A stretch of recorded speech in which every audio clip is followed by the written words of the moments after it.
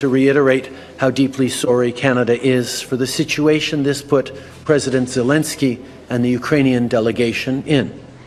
It is extremely troubling to think that this egregious error is being politicized by Russia and its supporters to provide false propaganda about what Ukraine is fighting for.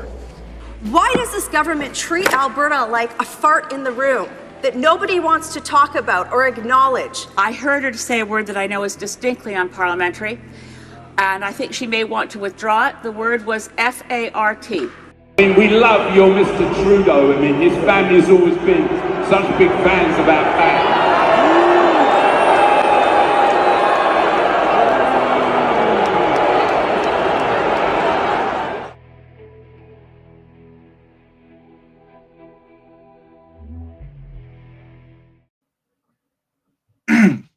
Hey everybody, welcome to episode 7 already. Jeez. Welcome to episode 7 of the Maple Files. We got one hell of a show today. Lots of crazy developments, some of them depressing, others just kind of funny, I suppose. Yeah, how's your week been going? Pretty good. We're starting to get stuff packed up and finding the last kind of few items we need. We were able to find like a sweet deal on like a table saw. We picked up a gas generator just for having backup. Figured Nice. we could never have enough energy generations. Even if it's gas for now, at least will get us to what our goal is. There's nothing wrong with using the tools we have to getting to a sustainable life. Oh, for sure. You gotta, everybody's starting somewhere, right? Yeah. So how much, I'm curious, for a gas generator, how much gas would that take to just like, I don't know. It's kind of an open-ended question, I suppose, but it's yeah, like, because it's okay, a bit on the size of the generator. Because like the one we have like pumps out 5,000 watts of energy, whereas you get some that are like more like 2,000. Because you really only ever in base, like even your inverter in a solar setup, you're kind of basing on what you're going to use. Because you need to, what's the word I'm looking for? You need to like, damn it, brain stop work, no good. Fuck. okay. Yeah, you have to kind of like balance what you're going to use with how much wattage. Like, because a hairdryer will take like 2,000 watts to start up and then run. But like LED lights take like 50, 60 watts. But then like, if you want to run like an on-demand water heater, you're looking at closer to like the 3,000 watt range. So you got to price your inverter for like what you're doing. Okay. It's the same thing with a generator. So it's whatever power, whatever peak power you need is what you kind of go for. That makes perfect sense to me. Yeah. Cool. That's exciting. I took another sick day today. I don't know. Since getting food poisoning, I am not right. So I'm gonna get I'm gonna get checked out by the doctor. Just probably just order a CMP, complete metabolic panel for those who are curious, just to make sure I don't have like, I don't know, some kind of infection going or tapeworms or like vampirism. I know if you're turned into a vampire, you are keeping that, and then you're gonna give me ever living life, because I will have the greatest jokes ever. Okay, but that might conflict with the whole solar panel thing. I don't know how that works with vampires. I'll just do my work at night. I'll just put out my work at night. Send out Miss Yeti during the day to fix the solar panels. So wait, you'll be the vampire, but Miss Yeti will still retain her human form? In my plan, yes. Because that's how it's going to work for now. Till I figure a workaround. I'll just, you know what? Why don't vampires just wear tinfoil uniforms out during the sun? I feel like that would cook them alive. But would it? Or would it just reflect the sun? Like it protects electronics against electronic warfare. That is That's true. actually apparently true, too, which is hilarious. Yeah, we've got these $1 million electronic warfare. I have some tinfoil. Yeah, I always found the whole tinfoil hat conspiracy smear kind of funny. If only because like there's always a little bit of truth to all of this. Like, ooh, you're crazy, and then you go find out. I mean, just today I found a hotspot article where they admitted on the news that, oh yeah, we've been manipulating the weather for years, and I'm like, didn't you call everybody crazy for talking about that a while ago? I swear to God, this is the only play they have. They call everybody insane tinfoil people, and then they admit like years later, oh yeah, no, we were actually doing it. Because they've had HARP for years and years. Yeah. I think they just like gaslighting people. I think that's really what the powers that be like doing. They just like the process of making you feel like you're crazy. Well, and I think they just like keeping us on edge too at some points. And it's like, let's just keep you on a little bit of edge, and then every once in a while, nuclear war, pandemic. Yeah. Well, the thing too is that you know, it's weird. A lot of people I know, like, they won't accept something as correct until like everybody's like approved it or whatever.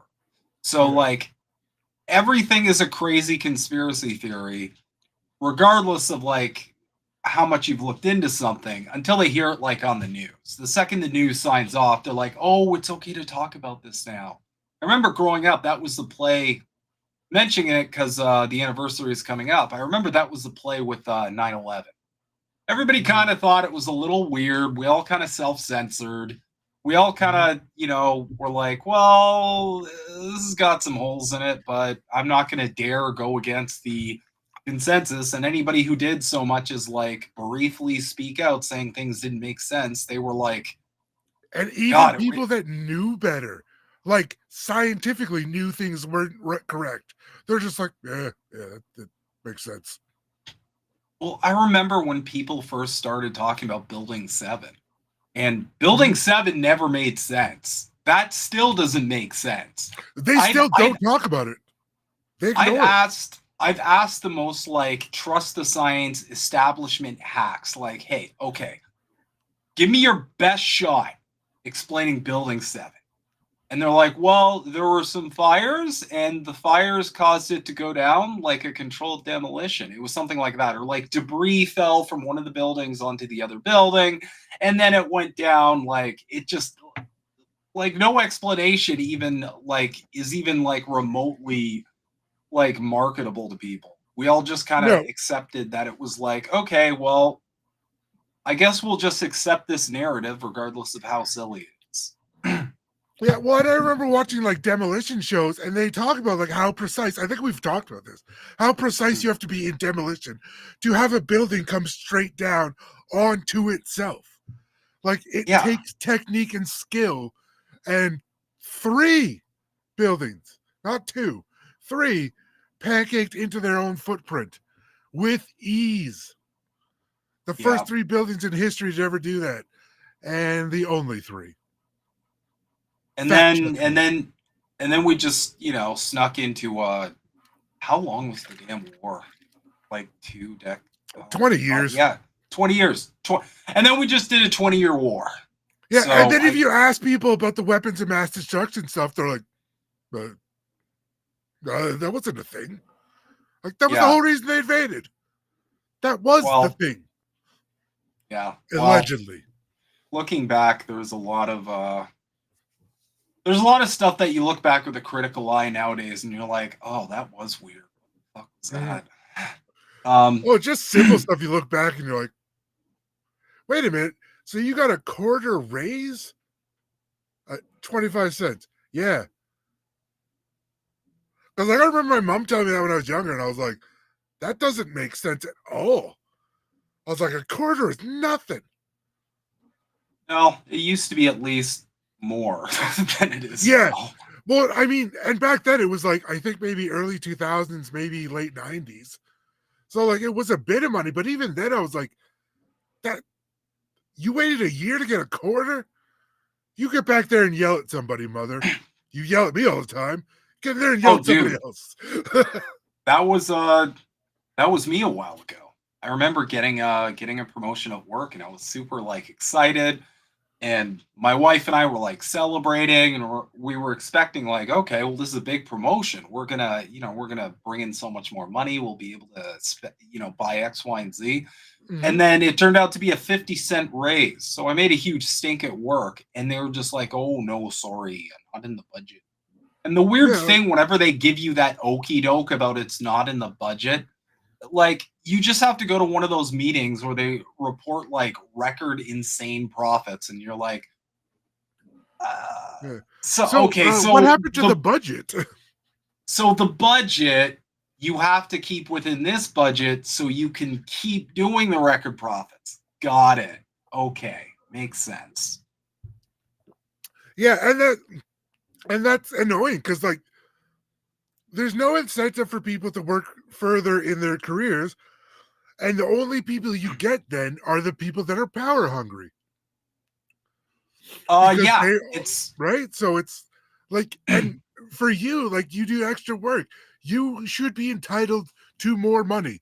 That is the economic system they have developed, but they're like I remember growing up and they're like, oh, nobody works for free, and now they're like, oh, you should assume you're going to work for free a bit. I don't think so.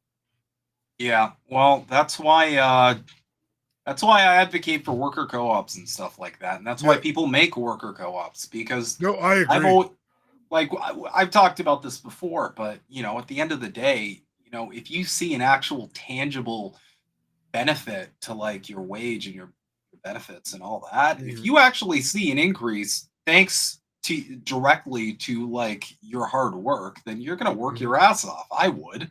I'm just Yeah. like, all right, guys. As a team lead, that would be such a slam dunk for me to coach my Yeah. team too. I would just be like, all right, guys, if we all kill it, we're all gonna get a bunch of goodies. I'll be Yeah. able to, we'll all be able to have like a wage increase and XYZ. Like it would be way more motivation than just like do the job better or we lay you off. Yeah. Well, I guess that would be a good way to build a worker co-op then. Would be like as profits increase, you just get more and more. But I mean, you're gonna have to keep some kind of like cushion for expenses and stuff like that, obviously. But like, if hey guys, we made $100,000 this month, everyone's getting $1,000. Something like that. Like people would love that, and it would be good for local economies because people would likely spend that money back into like things in their community what they would want to buy. Yeah, for sure. Like hopefully, we could all just go on Amazon too. But yeah. Indeed. All right, without further ado, we're going to get into the most breaking news, I think, of the week, personally. Fellow Canadians, you may have noticed the news. The NDP is ending its governance agreement with the Liberals. So the deal that ensured Liberal minority government survival was the first such agreement at the federal level. This is pretty big news. Basically, the weird coalition that the NDP and the Liberals have had together is ended. NDP leader Jagmeet Singh is terminating the supply and confidence agreement his party made with Justin Trudeau's government. The party made the announcement in a video posted to social media Wednesday afternoon. The deal was scheduled to run until June 2025. The direct quote from Jagmeet was, Justin Trudeau has proven again and again he will always cave to corporate greed. The Liberals have let people down. They don't deserve another chance from Canadians, Singh said in the video. File under no shit. There is another even bigger battle ahead. The threat of Pierre Poilievre in conservative cuts from workers, retirees, from young people, from patients, from families. He will cut in order to give more to big corporations and wealthy CEOs. That's like, if you were conservative and didn't do that, I'd kind of look at you weird. Singh said Singh's gonna do the same thing, but I think Singh is going to do the same thing in a backhanded way. So, Well, yeah. But realistically, they'll both probably do what their World Economic Forum buddies tell them to. Pretty much. Singh said that the Liberals will not stand up to corporate interests and he'll be running in the next election to stop conservative cuts. Singh says he ripped up deal with Liberals.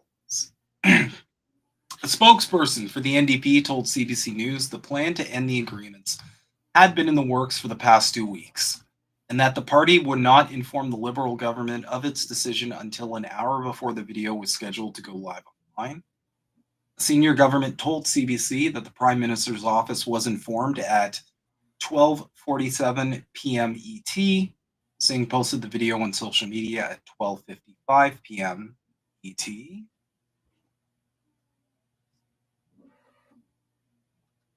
Oh, we have a nice little video. Watch the nice little video here. 1 second. Notified the Prime Minister. Today, I notified the Prime Minister that I've ripped up the supply and confidence agreement. Canadians are fighting a battle for the future of the middle class. Justin Trudeau has proven again and again he will always cave to corporate greed. The Liberals have let people down. They don't deserve another chance. There is an even bigger battle ahead. The threat of Pierre Poilievre and conservative cuts from workers, from retirees, from young people, from patients, from families. He will cut in order to give more to big corporations and wealthy CEOs. The fact is, the Liberals are too weak, too selfish, and too beholden to corporate interests to fight for people. They cannot be the change. They cannot restore the hope. They cannot stop the conservatives. But we can. In the next federal election, Canadians will choose between Pierre Poilievre's callous cuts or hope. Hope that when we stand united, we win. That Canada's middle class will once again thrive together. In Canada, we take care of our neighbors. That's who we are. I've embraced that value my whole life.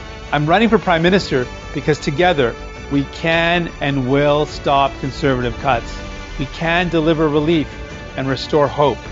Fix healthcare, build homes you can afford, stop price gouging. It's always impossible until it isn't. It can't be done until someone does it. If we're together, nothing is impossible. And we won't let them tell us it can't be done.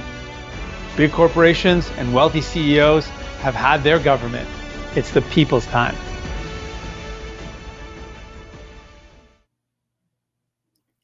Okay, well, that was... I mean, great spin, but he's full of absolute BS. And he acts like he hasn't been part of the problem the whole time.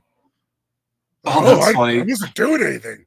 I was just in a coalition. It's not my doing. Is he a trot? Jugmeat's just a sock dem. They're all sock dems. That's like he's like Bernie adjacent. If I were to compare it to, I mean, he's basically Bernie in Canada, but they had to do a diversity hire. So, and here's the thing, right? This is the weirdest time ever. Easily the weirdest time ever to pull some shit like this. Because first off, listen, you already did the weird coalition and you took until right now to kind of break from the libs. The cat's out of the bag in that regard. You're already kind of caught in everybody's already kind of caught you in bed with Trudeau and the Liberals. So that's kind of not a great look for essentially a third party. Yeah. Kind of trying to pretend like he had nothing to do with anything. I was an innocent bystander. Yeah. And furthermore, doing this right before a possible fall election, I mean, I'll be the first one to say, I will be the absolute first one to say that Justin Trudeau and the Liberal government, they absolutely deserve to lose. I can't think of a party that deserves to lose more than them. They have been absolutely terrible. and have mismanaged this country into the fucking ground. But guess what? Here's the reality. We broke down the numbers here. We crunched everything together. Okay? This country will not be able to survive what the conservatives plan to do to it. We're not going to make it in that regard. Mhm. The liberals, same thing, except they're essentially like a tinier, much tinier little stopgap. Either way, we need we need drastic action here. Not like who's going to fuck us over even harder. We're not going to be able to survive that. Like, Canadians aren't getting by. They're not okay as is, unless you're proposing something drastic. And I will admit, out of all these parties, the NDP's platform does look like it's the closest to a party that can actually at least make a dent. But again, guys, let's not forget, this is a party that was perfectly fine just aligning themselves with liberals, and liberals have done nothing but break promise after promise after promise after promise. So at the end of the day, I am automatically skeptical when it Well, comes to all it's of this. interesting because we could actually do price control in Canada. Because I didn't realize this. I was talking to my uncle, who's a farmer, like an actual farmer. He does farming. Apparently, the price of wheat for farmers has been the same price since like the 70s. Like, they're still getting paid the same rate. So he's like, I don't understand where the money's going up, how the cost of everything goes up, because we're still getting paid the same. And I was like, that is flabbergasting, to be honest. Well, we have covered where a lot of taxpayer funds for Canada goes to, but also at the end of the day, I mean, it's also like, I don't know how many other examples we got to provide people before they realize like corporations are directly responsible for this. It's not just magical. It isn't just like magical cost of living spells that are cast by wizards. Okay, the fact that your grocery bills go up because the companies like Loblaws increase them. We know that. We've covered it. So I've always felt like inflation and conservatives fucking love doing this. I always feel like inflation is this really convenient like scapegoat that big companies can just use. They just say the word inflation, jack up all the prices, despite them making record profits, which kind of should deflate the whole narrative, but it doesn't because people just accept it for face value, which is depressing, but I digress. I can't believe the amount of people that took that, oh, we only make 3% profit BS. I was like, yeah, they made billion-dollar corporations with 3% profits. You guys are going to be kidding me. I'm no mathologist here, but pretty sure it's not working out. Well, the problem I've always had, sorry, it's getting hot in here. The problem I've always had with how our politicians treat Canadians, and this is the same for the States, but I've noticed a particular degree of this. Our politicians have so much goddamn contempt for ordinary Canadians that they think we're all, I don't have another word to describe it. They just think we're dumb. They think we're stupid. Idiots. They think we're so stupid that we're just going to eat shit sandwich after shit sandwich and say thank you. May I have some more? The level I need to of get a contempt. George Carlin sign for the dumb enough to run the machines, or you know what I'm saying. Sorry. Yeah, that's one of my favorite quotes. Obedient workers. But yeah, let's we'll get through to the end of it here. I'll let others focus on politics, Trudeau says. Speaking in Rocky Harbor, NL, after Singh made his announcement, Trudeau says his government is more focused on tackling the affordability crisis and climate change. These are the things we're focused on. I'll let others focus on politics, Trudeau said. I really hope the NDP stays focused on how we can deliver for Canadians as we have over the past years, rather than focusing on politics. I mean, they're not focusing on politics. They're calling you out for not having the interests of Canadians in mind. Yeah. So the fact that you're reducing this to something as nebulous as politics, I mean, like, it's classic Trudeau, right? He's got that. The man has had nothing but tactics for year after year. Well, it's just funny when the politicians like, I'll let them deal with politics. Yeah, it's like you're a Excuse me, politician. sir. Sir, you should. I have some questions. Yeah, you should be focusing on politics, being a politician. That is kind of why you're here. That is your purpose, sir. I digress. Trudeau said he hopes the next election will not happen until next fall, so that his government has time to move forward on pharmacare, dental care, and school food programs. After how many years, buddy? You're going to get it done now. And yes, Americans, it is identical to what you guys go through, where the people in charge are like, we just need a little bit more time, and then we'll actually deliver on like anything at all for you. Yep. Every time it's like, oh, well, this thing happened that is rare, but it stopped everything. So now we can't do that. Yeah, what? It's like it's just the most absolute insane asinine excuses every time from government officials. And then if it's really bad, they just tell you China or Russia or Iran did something. Yeah, there's always the okie doke involving another country. It's like they're doing this, we're not. Yeah. And the thing too is that, like, partially we have ourselves to blame, because a lot of us, you know, I will say that there's a lot of Canadians out there who, you know, they checked out of voting a while ago. If you look at our voter turnout, it is atrociously bad. Rightfully so. Because you can only go so many elections and have everything just get progressively worse before you think, so I voted, and it seems like whatever party gets the majority in Canada, my life is still shit. Yep. So what are we doing here?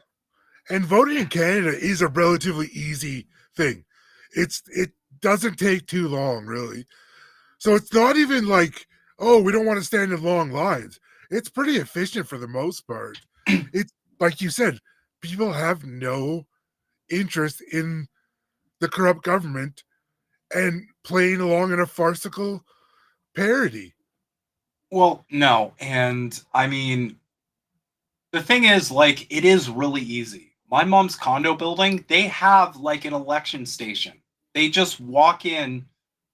Voting takes like 5 minutes out of their time, and then they just, you know, go to the pool. It's very, very easy. So the fact that there is such low voter turnout really speaks to how checked out and how apathetic the average Canadian is nowadays, because that is the reality. There is nothing but apathy. So he went on. The contrast with a conservative leader that wants to cut the programs that Canadians are relying on to get through this difficult time, well, that will be a political decision that Canadians get to take in an election, he said. Well, listen, let's be real, my guy. The programs are not sufficient, and you haven't had any real solutions, at least for where we are right now. We are down very bad. And if any of these clowns were serious, they would speak to how down bad the average Canadian household is and go, look, I know we're all kind of fucked right now. Here are the steps I am planning to take. Here's how I'm going to do them. I'm going to turn this country around. But we don't see any of that. We see it almost being an afterthought, or them focusing on, oh, the Conservatives want to cut X, Y, and Z. Yeah, they want to do that no matter what. They've wanted to cut things my whole life. Our whole lives, they've wanted to cut things. That's kind of their thing in Canada. They're conservatives. That's what they do. They are reactionary by nature. You need to speak to what you are going to do to combat that. and what you're going to do to improve the material conditions of people so that they will vote for you and they will place their trust in you. Because right now you got Milhouse running around shouting the same 6 to 7 slogans every single time, and people are cheering and like doing cartwheels and twerking for him because of how bad the liberal. Now. Yeah, he doesn't have the glasses anymore because people. I'm still calling him Milhouse. I don't give a shit. He's always He's Milhouse forever. But people are cheering for that, and they're putting all of their hopes and dreams on him because directly of how poorly the liberals have run this country. And if they did an even passable job, he wouldn't be able to just run on the same thing essentially that Trump's running on right now. Oh, they the people in charge, they've done such a bad job, everything's so worse now, vote for me, I'll magically make it all better. That's essentially his campaign. He's running on vibes. Same thing, same way that Trump's running on vibes. They're both running on vibes. They're just like, I'm just going to wave a wand and everything's going to be fixed. But it's conservative vibes, so it's different. Yeah, exactly. Just like when liberals insult people, it's not the same as conservatives insulting people. Pretty much, yeah. Let's see. Government House Leader Karina Gold, who only last week said she was confident the agreement would last until June, told CBC News Network's Power and Politics that Singh's decision was a big surprise. There were no signs in the relationship that the NDP was going to do this. It came as a big surprise to all of us today, she told host David Cochrane. Mr. Singh has just decided that this is better for him politically, and he's putting at risk all of the successful programs that we have put in place over the last 3 years. What basically that means, that is basically a lesser evil argument. She's saying, because of this decision to distance yourselves from us, the liberals, you are essentially giving the election to the conservatives. But much like I tell our brothers, our comrades down south, people have to earn your votes. They're not entitled to them. Okay, Trudeau is not entitled to your vote. Neither are any of these people. You have to earn the vote. And the lesson that these politicians should learn in situations like this is, oh, if I don't want to lose, maybe I need to put more on the table. That's the lesson here.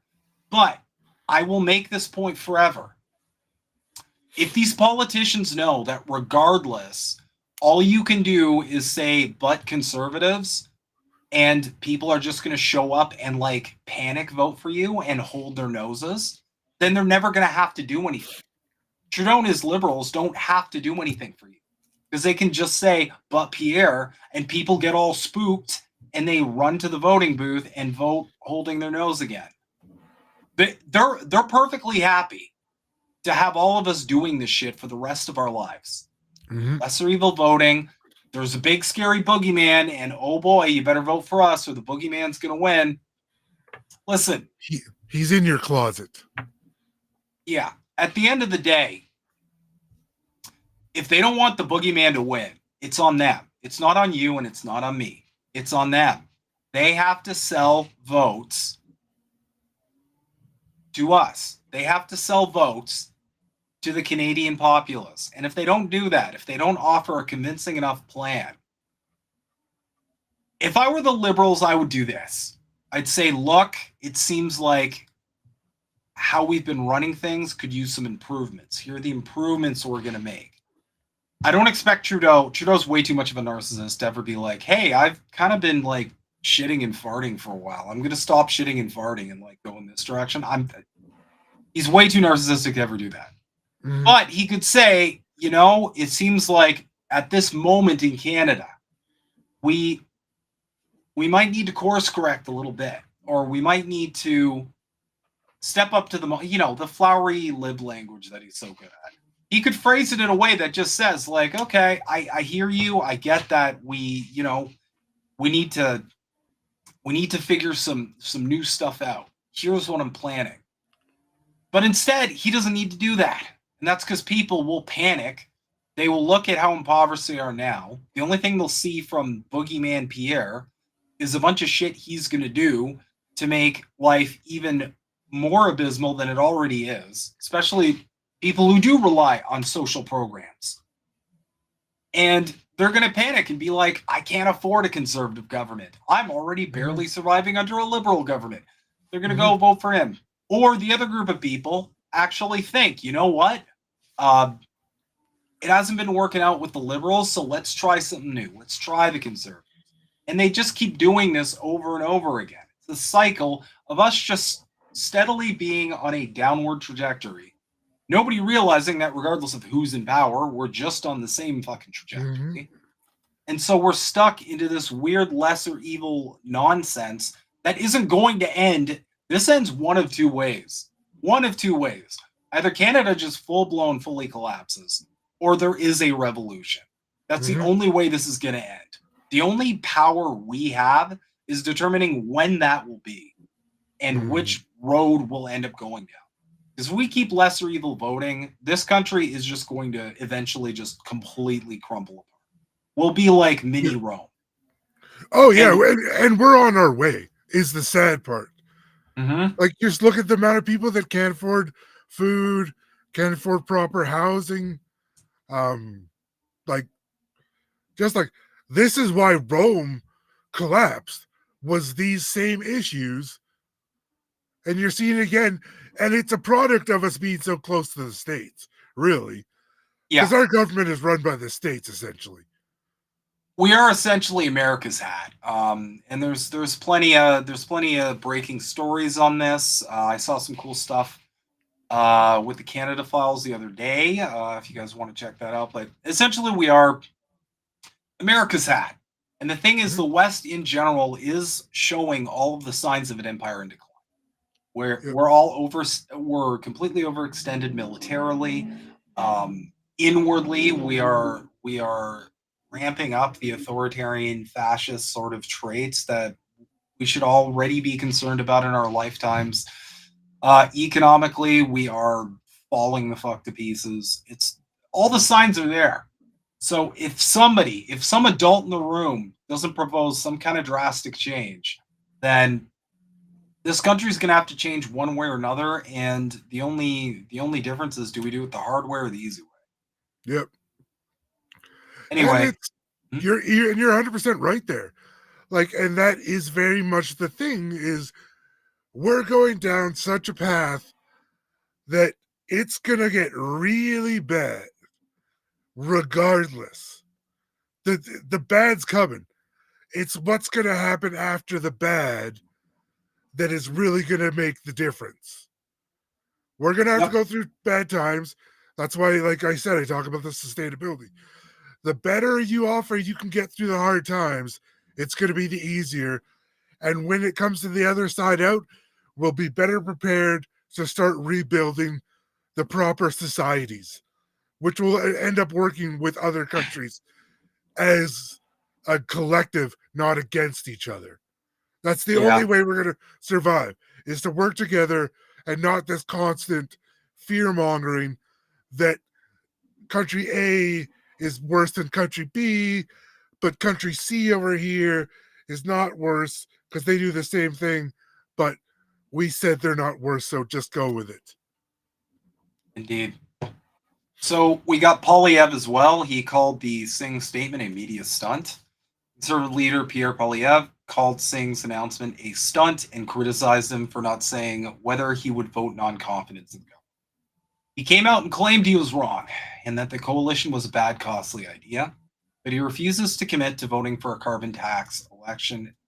Again, like, just replace carbon tax with immigration, and it's like, this is all conservatives have to address the economy. They blame it on one single thing.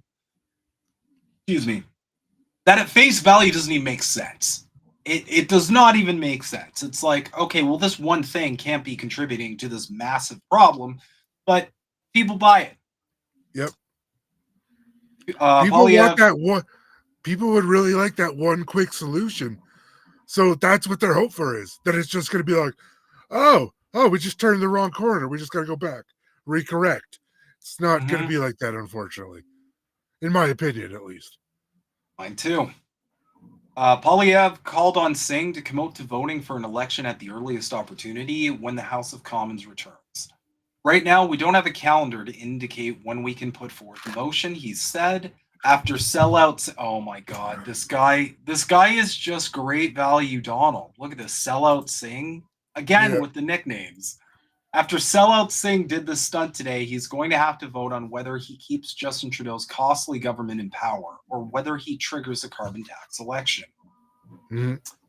In a media release accompanying his announcement, Singh said the NDP is ready for an election and voting non-confidence will be on the table with each and every confidence measure. Last week, Polyev called on Singh to pull out of the agreement. In response to Polyev, Peter Julian, the NDP's House leader, said that leaving the deal is always on the table for Jagmeet Singh. So we called him to pull out of the agreement, but then criticized him when he did that, which is so on brand for a conservative. I have no words. Yeah. Poilievre's call came in the midst of a by-election campaign in Elmwood, Transcona, a Manitoba riding, where Conservatives have tended to finish second to the NDP. The Conservative Party hopes to pick up ridings in British Columbia and Northern Ontario, currently represented by New Democrats. A by-election in the Montreal riding of LaSalle-Imard-Verdun, formerly held by the Liberals, will be held September 16th. Some promises and deal yet to be fulfilled. Through the supply and confidence agreement, the NDP kept the minority government in power in exchange for movement on key priorities such as dental care benefits, one-time rental supplements for low-income tenants, and a temporary doubling of the GST rebate. But some of the promises the Liberal government made to the NDP have yet to be fully realized. Pharmacare legislation hasn't passed the Senate, and a bill to implement Elections Act changes is still before the House. A promised safe long-term care act has yet to be tabled. While the Liberals and NDP have started to roll out a pharmacare plan by agreeing to provide free contraception and diabetes treatments, the federal government has not yet completed deals with provincial governments to actually deliver those benefits. The new federal dental care program won't be fully implemented until early next year. The end of the supply and confidence agreement doesn't necessarily mean an immediate election. The Liberals could seek the support of the Bloc Québécois or try to continue negotiating with the NDP on a case-by-case basis. On Tuesday, NDP Labour critic Matthew Green said that the NDP has been reevaluating the deal since Labour Minister Steve McKinnon directed the Canada Industrial Relations Board to impose binding arbitration less than 24 hours after Canadian Pacific Kansas City and Canadian National Railway locked out the workers after failing to reach a deal. I love we live in a society where the corporations can just lock out the people that have done all the work. Yeah. Well, that's... like, we are slaves. Yeah. Well, we've kind of lived in a form of sort of voluntary, but sort of not, because people got to eat slavery for a while now. Yep. You know, it's and this whole the problem too is you hear all of this talk about dealing with corporate greed and standing up to corporations and all of this stuff, but at the end of the day, you're never seeing any follow through from any of our politicians because those are the organizations that they're most affiliated with. They're the ones that they're invested in. And you know, this is a massive part of the problem in Canada. It's not as bad as the States where they have a whole lobbying industry, of course, but it's bad enough. But I think Canada's starting to get a bit of that too. I'll have to look more into it, but I think I've seen some more lobbying like the States. Well, so there's two moves corporations normally do. First one is they can just have a CEO or a third party essentially make a personal donation to a politician. I'm Pretty sure they can do that. Or they could also donate to a charity. And charities and philanthropy in general, folks, if you haven't been paying attention, aren't just about the goodness of people's own hearts. A lot of the time, it's just a fancy way to lie.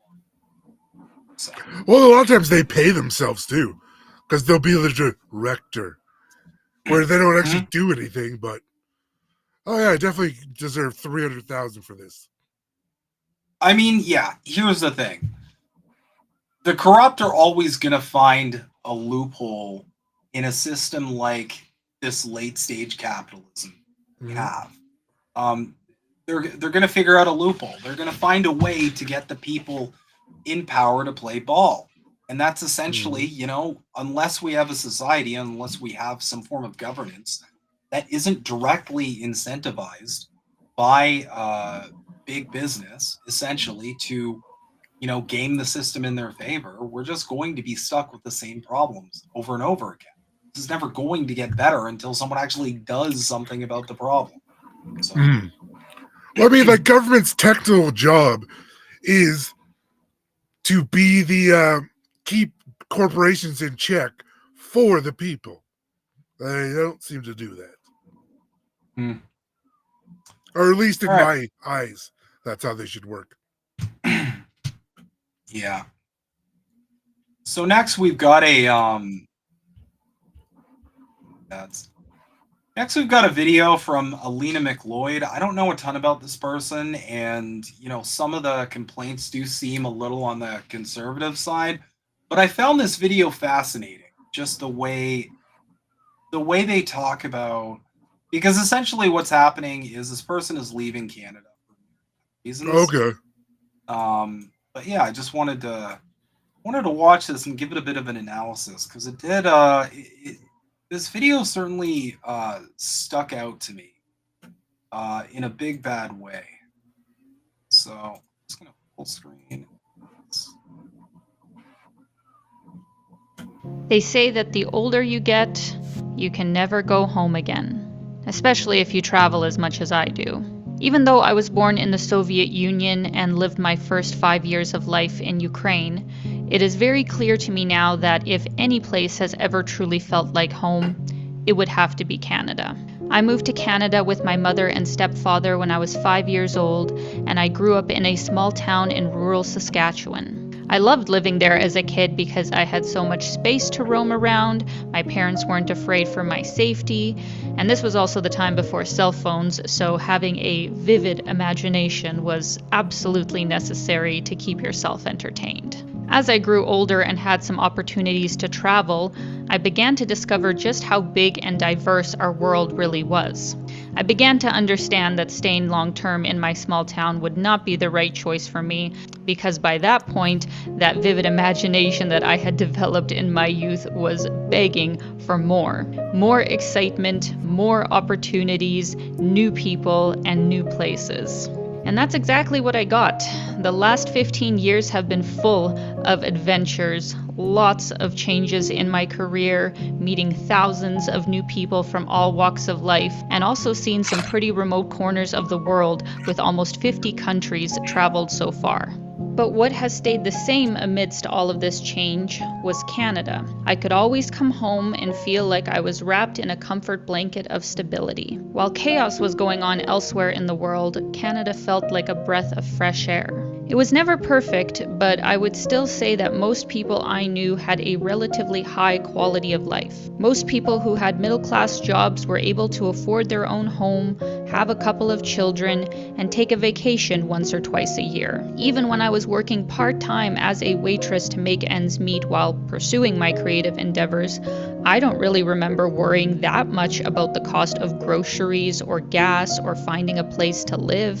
I never had to wait that long to see my family doctor, and finding that new family doctor was also super easy. Almost anywhere I went in the country, I felt relatively safe to walk the streets alone, even at night when I lived in downtown Toronto. So that is why it makes me extremely sad to see the state that Canada is in now. COVID was obviously a huge turning point, not only for Canada, but all around the world. I was already running my channel full-time at that point, so as soon as the travel restrictions for other countries lifted, I left for long periods of time because trying to run a business in Canada was extremely haphazard, and trying to survive on CERB wasn't nearly enough.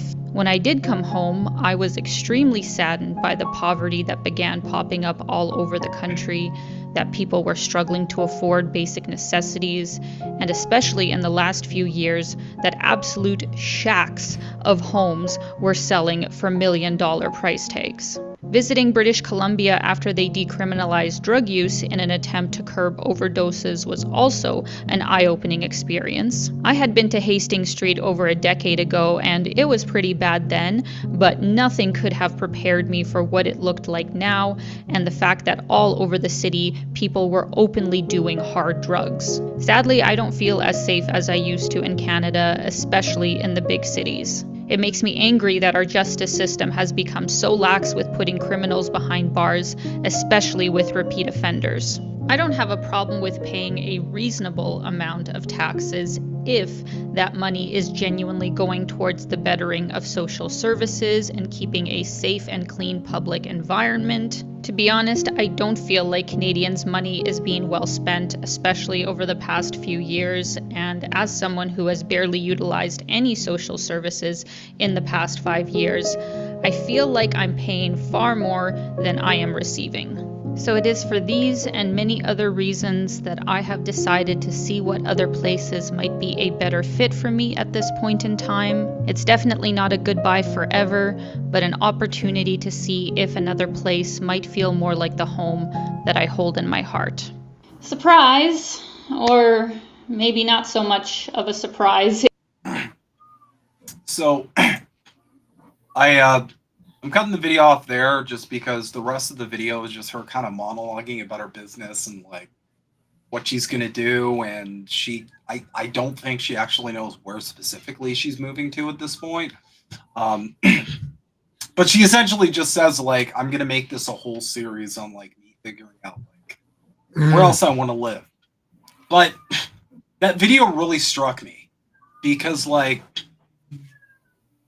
I know a lot of Canadians who are in this boat where they're just at the point where they're like, I have to leave because I just can't afford to live. And everything's related. You know, she touches on like crime, which is fair. It's just a lot of people don't make the connection between crime and the cost of living. You know, the crime has always historically been linked to like lower income, you know, poverty. There's always been a link to that. Yeah, I never understood why people didn't seem to kind of put the two and two together. Or maybe it's just like purposeful denial. There's always been a lot of propaganda regarding that. You'll see a lot That's of true. you'll see a lot of propaganda from reactionaries where they'll try and blame like immigrants or these other factors on the crime because they kind of want to take the heat off people actually making that decision. Guy that's been voting for 60 years? No, it's that guy that's voted for 3 years. He's the problem, not us majority people. Yeah. They want to take the heat off, you know, people drawing conclusions of like, oh, wait a minute, all this crime is coming from poor people. Maybe there's a reason for that. Maybe there's a reason why the rich people, well, the super rich ones, they're committing crimes that are so horrifying that they can't go to jail for them. It's just, you hit the ceiling on crime where you're just so bad evil. we can't tell you about them, so we're just going to deny it happened. But it happened. You reach a level of billionaire evil where you just kind of like, it's like you've typed in cheat codes and like the cops are like allergic to your presence or something. I don't know what it is, but oh no, they're allowed to murder children openly. It's fine. Well, of course, but allegedly. Yeah, so that kind of just struck me because it's like this lady's story, and she's not even working class. She's got a business going, still can't make it work. There's a lot of people I know. I know people who have moved to Latin countries, Latin America. I know people who have moved to Europe. I know a couple of people who moved to China. There's a lot of people who are just kind of getting out. And yeah, my brother-in-law is in Peru. Yeah. And this is why I feel like our politicians need to take this more seriously than they do. Because if they don't, it's going to get to the point where Canadians are just going to leave. You're going to leave them no choice. They're going to be like, I work all the time. I can't afford to live anywhere. Can't afford to rent anywhere. Can't afford to eat. I'm gone. And then you're just going to start having people leave your country because you are not offering them any kind of relief or any kind of solutions to problems that you and government have largely been responsible for. Mm-hmm. Like, I'm sorry if it creates a massive brain drain on us because the people that are going to leave are people that are educated. It's not the people with low-paying jobs that are going to be able to escape. It'll be like professionals that. Yeah, because that's the other problem too. There's a lot of people on the lower end of the income spectrum who they're just trapped. Why? Because they can't afford to leave. Leaving costs a lot of money. Relocating yourself to another country costs a ton of money. You need to be able to save up first and last. You need to be able to save up for travel expenses. You need to find a place. There's a lot that goes into it. Somewhere where you can speak this proper language, because that'll be hard to go. So I've always commend people that move here from other countries and have to learn English. I'm like, I'm amazed. I've been speaking English my whole life and I still haven't figured it out. So yeah, I mean, English is just a hard backwards language that doesn't really have a lot of rules. So I don't ever judge someone for having not a great grasp on it because I empathize. It's like I was forced to learn this as a kid. And it still doesn't make sense. Like the fact that Scandinavians can speak it so well to the point where I've seen them correct Americans on their grammar, which is glorious because I've actually seen Scandinavian friends of mine who will correct Americans on their grammar and be like, really, dude, this is my second language. This is just bad. So I'm sorry, but the fact that this lady has made this video at all and is at this point of giving up on Canada, it just kind of stuck with me. The fact that people are at that point when it comes to this country. And I mean, I'm not going to lie, my wife and I have talked about it. My wife and I as well. We've talked to friends who have talked about it where it's like, you know what, we'll try our hardest, but at the end of the day, it is just going to come to a point where it's like, okay, well, our options right now are go on the street or leave. People will get to that point where those are the only two options they have. And if people can escape, they will escape. Because it'll be the easiest thing. Yeah. I want to make it clear to people, if you are going to escape, just don't try to escape to the States, because then you're just going to be you're going to be going from ultra difficulty to nightmare difficulty. They've got all the same garbage we've got. It's just that on top of that, if you get sick, congratulations, you're in debt now. So it's I'll just get enough land that we can open up Yetilandia, and then we'll make our own country. Yetilandia, I like that. I'll just create my own country, you bastards. I mean, at this point, the cool thing about technology is I feel like we're eventually going to get to a point where the idea of a country itself is probably not going to make sense. No, I you're feel right, like I believe. I feel like at the very end of this, we're going to have something a lot closer to like communities, or like maybe even like provinces governing themselves. We're a ways away. We're going to have to figure out a lot of stuff, but eventually this nightmare is going to have to go. So. Yeah. Well, and even with like technology, there's the opportunity to have a much, much more involved direct democracy. It's like you can send me alerts for everything.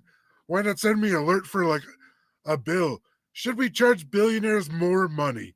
Yes. Yeah. I mean, there would have to be a lot of like encryption stuff, but you get the idea, right? I always had an idea when it came to billionaires. Just because of the personality type you need to have in order to succeed under the capitalist system to the point where you're a billionaire. After a certain point, your money just starts going directly to like infrastructure and social services. We'll make it something crazy, like anything after 1 billion. And then what we do is we start building like statues, and we give you your own holiday if you keep like hitting tiers.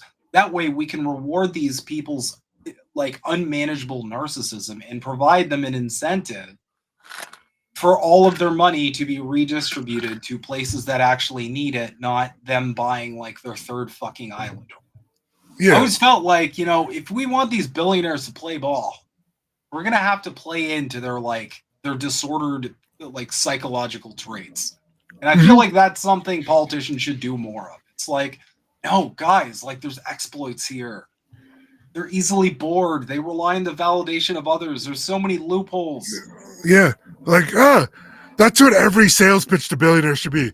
Hey, we'll make you a statue, but first we need your money. And they're like, okay. And then it could just be a race to have statues. And then as soon as they die, we just break all the statues. Recycle them. No, even better. After they die, first off, we redistribute all the money. None of this like inheritance shit anymore. Sorry. We redistribute all the money. And then we say to the new billionaires, hey, if you make this much money for Canada, we'll replace that guy's statue with your statue. And that way we'll just have this nonstop cycle of billionaires competing with each other for statues, all for the betterment of the common man. You know what? I've already got a plan to become a billionaire. I'm going to get into statue building. Yeah, we could call it narcissism. It would be the process of redistributing wealth based on billionaire narcissistic traits. I like it. I like it. I'd have wings. I once coined the term cooperative capitalism as a new term for socialism. Well, I made a TikTok about this, but I've always felt like the best way to sell socialism to Canadians, but just call it real capitalism. Because everybody talks about, oh, that's not real capitalism. Oh, like, no, we don't have capitalism. These magical properties have to be involved. So just be like, okay, we'll do real capitalism and then just do socialism, and that's it, and it's done. This capitalism is great. I get healthcare. Yeah, exactly. That's my plan. Because at this point, like, I don't care about, like, I'm the first one to say, I don't care about the fucking ism. If it results in these collective bettering and everybody's material conditions getting to a point where we can actually like thrive and have a happy society that doesn't rely on rampant imperialism to survive, then we'll call it whateverism. We can call it poo-pooism. I don't care what it's called. As long as it results, as long as the ends get to where the ends get to. So, moving along, we got some more great news. Ooh. Canada's unemployment rate rises to 6.6%, sparking concerns. Bank of Canada is in a race against time to cut rates quickly enough to stave off a recession. Fuck. Canada's unemployment rate is just the latest economic indicator flashing red. It climbed to 6.6% last month. Excluding the volatile swings of the COVID era, that's the highest it's been since 2017. Okay, so we can't do this copium that a lot of liberals do whenever you point out like the economy being shit, and they're like, well, but COVID. It's like, no, that's not going to work here. Economists say the malaise in the jobs market is deepening. Layoffs are also rising under the surface, and a downdrift in job opening signals that hiring demand from businesses is still slowing, wrote RBC's deputy chief economist Nathan Jansen in a note to clients. In fact, the whole economy is slowing. For more than 2 years, inflation has been the dominating feature on the landscape. The central bank took extraordinary measures to try to get the price growth under control. It jacked up interest rates in an attempt to slow the economy. And it worked. Canada's GDP growth slowed to around zero, teetering on the edge of a contraction, but avoided slipping into an outright recession. Inflation is now firmly within the Bank of Canada's preferred window of 1 to 3%, and within spitting distance of the bank's target of 2%. The problem is, the economy has continued to weaken even though inflation is now largely under control. Here, per capita GDP has been negative in 7 of the last 8 quarters, and the latest monthly numbers show any momentum gained at the start of the year is waning. So now the Bank of Canada is in a race against time. It is hoping interest rate cuts can work their way into the economy before Canada slips into a recession. That's right, y'all. We are literally just fighting tooth and nail to avoid a full-blown recession. That's how we're doing. With inflation which is why I keep saying, we need drastic change. We don't need little tax cuts over here, or like a little baby program over here that affects like 50,000 people. We need radical change in this country, and none of these political parties are willing to step up and meet this. Mm-hmm. With inflation getting closer to the target, we need to increasingly guard against the risk that the economy is too weak and if inflation falls too much. Generally takes about 18 months for changes in interest rates to fully work their way into the economy. The last interest rate came in July of 2023, so we still haven't fully absorbed the economic impact of the rate hikes. Will consumer spending decline? He says the central bank waited too long to start cutting and now needs to cut steadily over the next year or so to keep the economy out of a recession. Green says the unemployment rate is rising largely because the economy isn't adding enough jobs to cope with population growth. Excuse me. The federal government has announced measures to curtail temporary foreign workers and some foreign students. That may add balance to the labor market, but it will also have other consequences. The only reason the economy has stayed out of a recession is because of aggregate consumer spending. That's almost entirely driven by population growth. Now that we have fewer people coming in, does that mean that aggregate consumer spending is going to decline, and does that lead to a recession? She asks.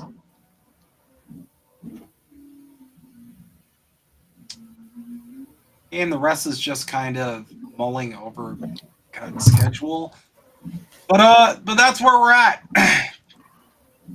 Even the jobs market isn't looking good. I know a lot of people who have been laid off. I know a lot of companies that are laying off.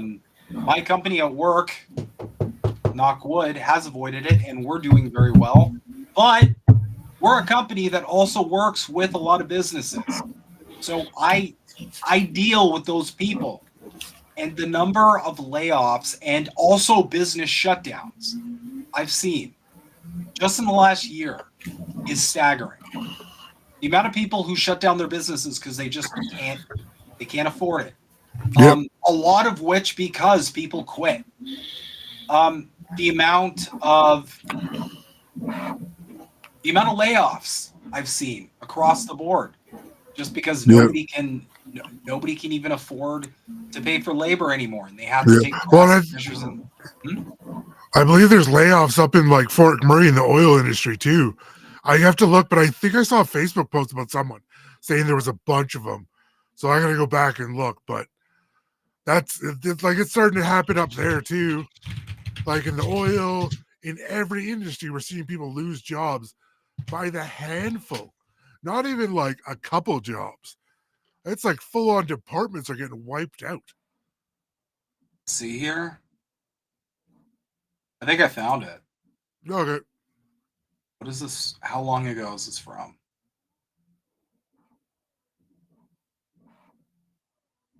Oh, never mind. It was in 2020. Wait, I think I saw it. No. Okay, so there's been a bunch of layoffs happening. I mean, there's layoffs across the board. There's there's nonstop reports over it.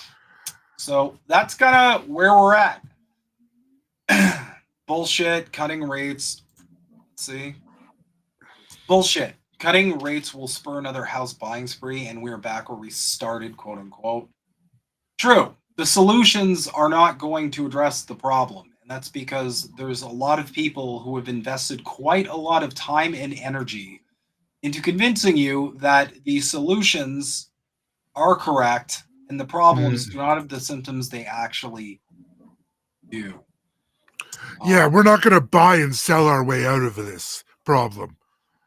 It's going to be time for new, different, out-of-the-box solutions. Yeah. Bartering, I think, will be big for a while. But I digress. We got some more, and don't worry, guys.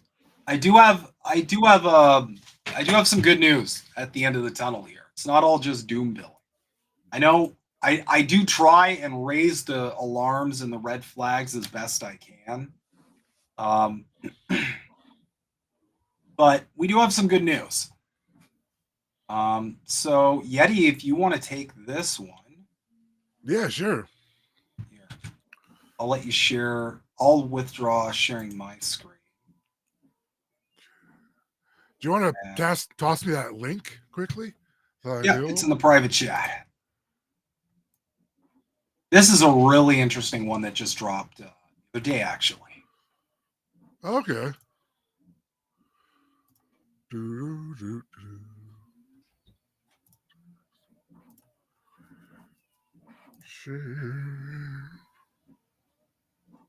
Oh. There we go.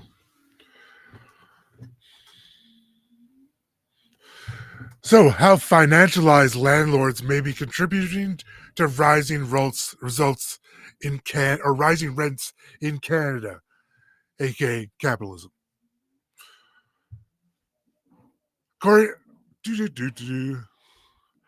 Starlight Investments is Canada's largest landlord, with more than 54,000 units nationwide and 68,000 globally.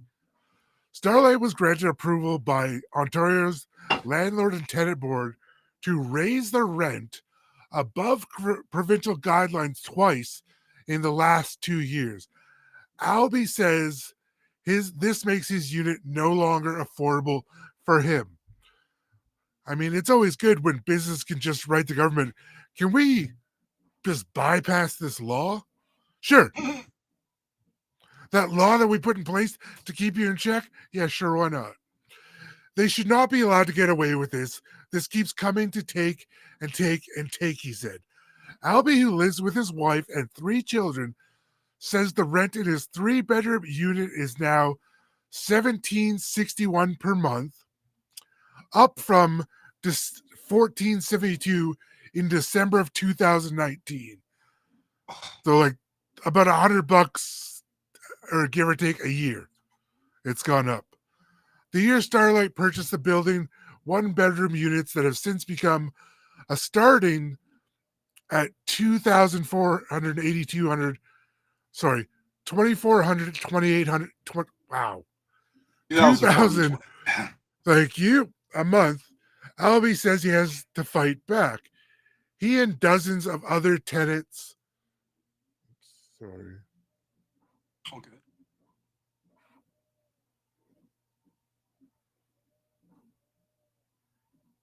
What is being so?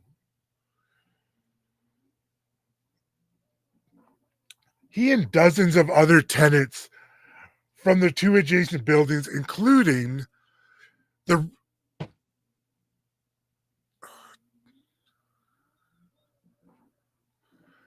he and dozens of other tenants from his and two adjacent buildings, including 71, 75, and 79 Thorncliffe Park Drive in North Toronto, have joined forces in a rent strike since May 2023 to protest the above guideline increase after the second one was issued to tenants earlier that year. What Albee and other tenants are going through is hardly an anomaly, according to data from rentals.ca. Rents have risen across Canada by 22% in just 2 years. That's insane. That's that's almost a full quarter. Mhm. That's just absolutely. Starlight Investments is also part of a growing trend across Canada. The financialized landlord whose business model allows outside investors to share in profits of rental housing. That's not new at all. Some tenants and housing experts believe this model is leading to higher rents across from Canada as the pressure to increase shareholder value becomes the top priority and these companies expand Fuck. their share of the country's rental stock. Basically, leeches is what they're saying. We have a leaching system problem. According to research by Maritime August, a housing expert at the University of Waterloo, the biggest financial firms now collectively own close to 400,000 suites, nearly 20% of the purpose-built multifamily rental units in Canada. That's up from zero in the mid-90s. That's a huge chunk. That's August yeah. says business model often leads these landlords to cut costs on buildings and find ways to raise rents through AGI or evictions. Because of vacancy decontrol rules, once a unit is vacant, the landlord can raise the rent as much as they want. Financial firms are raising rents higher other than other types of landlord. On average, other than financial firms acquires a building, they increase eviction file rate by 3. August said they triple it. According to August research, the financialized landlords purchased 90% of all rental stock that came up for sale in Toronto in 2020. They are really consolidating ownership, and as a result, rents are rising, she said. In a statement, Penny Kolomakakos, a vice president of residential operations at Starlight, said the company's units account for only a fraction of the total purpose-built rental market. A majority of our suites are rented below the Canadian Mortgage and Housing Corporation's average rents for purpose-built apartments. The industry says providing deeply affordable housing is not its job. Well, we'll make it your job then, sounds like it. We're not tasked with building deeply affordable or social housing. We can't be there. We're in business. Let's draw a line between these two. No. These people that say, oh, it's just business, are narcissists that can't own up to their shit. That's all they are. They're pussies. This is like We can't be there. We're in business. Let's draw a line. Michael Brooks, resident of Real Pack, an organization that represents many of Canada's biggest landlords, including Starlight.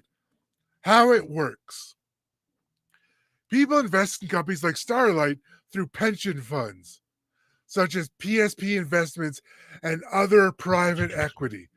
Starlight owns a lot of commercial space across Canada, around the world, but most of its real estate business is residential. So a large chunk of the profit comes from rental income, which I'm pretty sure they just said wasn't the case. But, August says these landlords often like to buy older buildings because it's cheaper than new construction and potential for profits for higher, especially if the building is full of tenants paying below market rents. So it's below market rents because they've gone in and increased the rental market and artificially increased it. So they're causing the problem they're complaining about.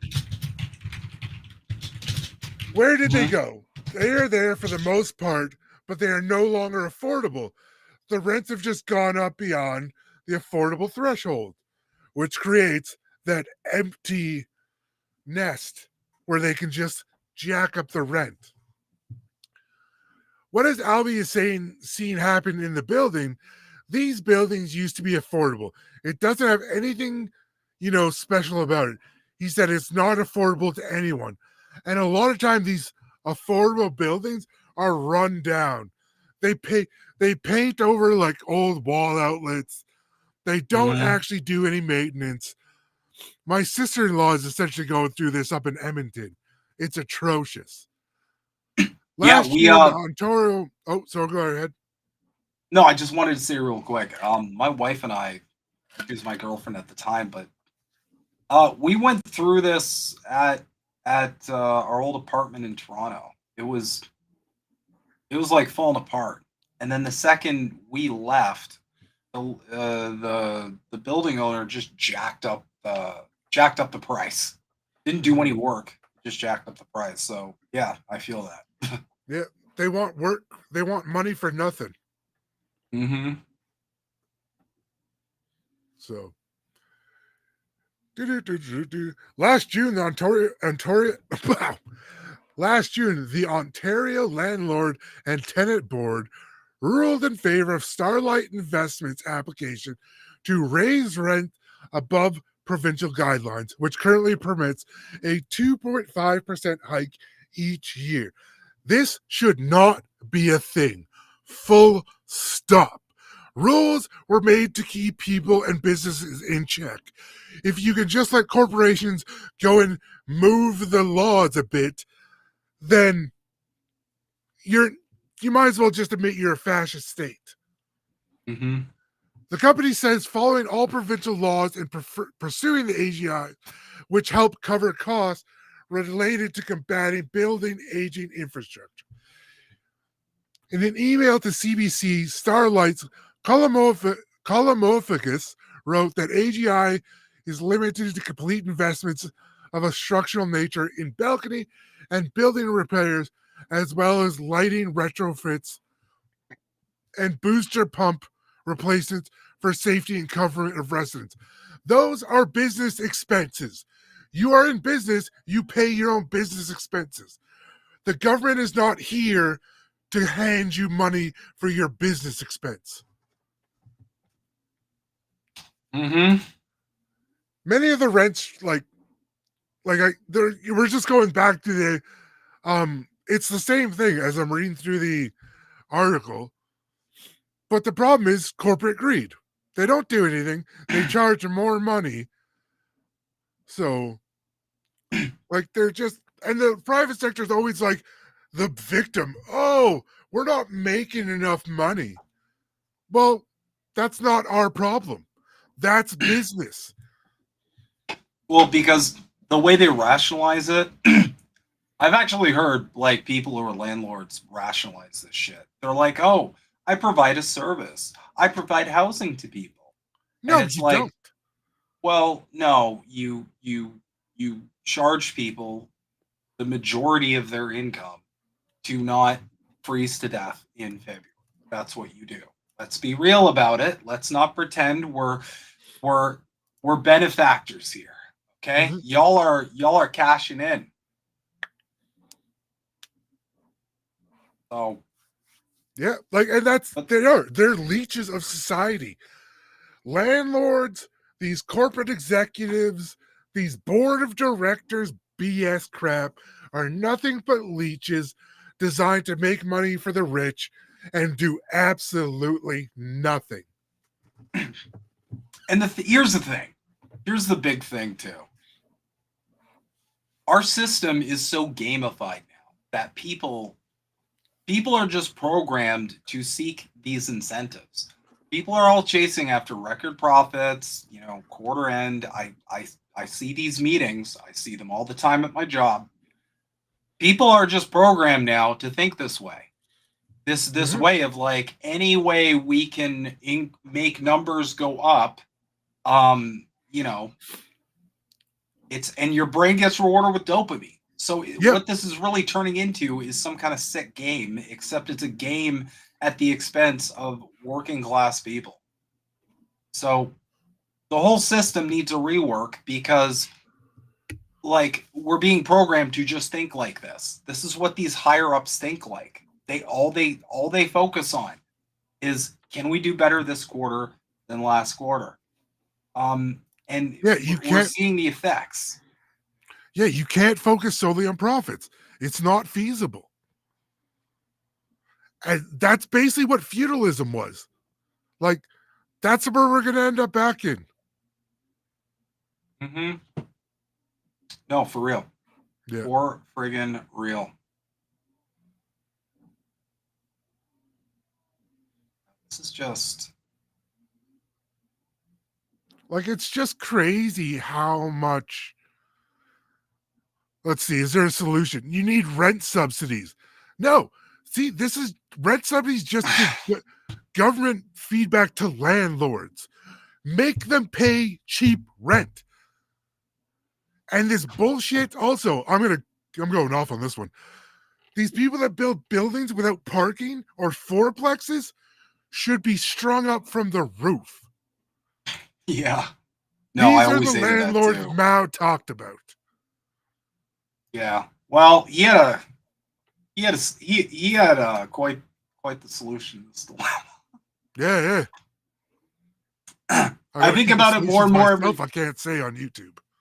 No, and it's something I think about more and more often.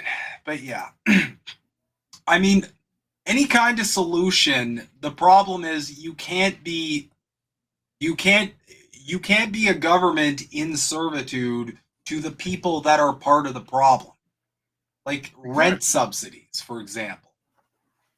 Like, you have to make policy and regulations that are going to actually tackle this problem across the board.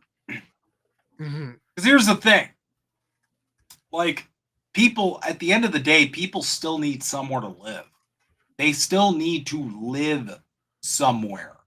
It has to fucking happen eventually. Right? So what your solutions are, like I said before, you let this get so out of control that people just throw up their hands because they literally can't afford to live and they leave. Or you need to enact some kind of policy that is loophole free. And the thing is, if you subsidize landlords, like, I'm sorry, I just don't see them just magically like lowering the prices. No, like they don't provide a service.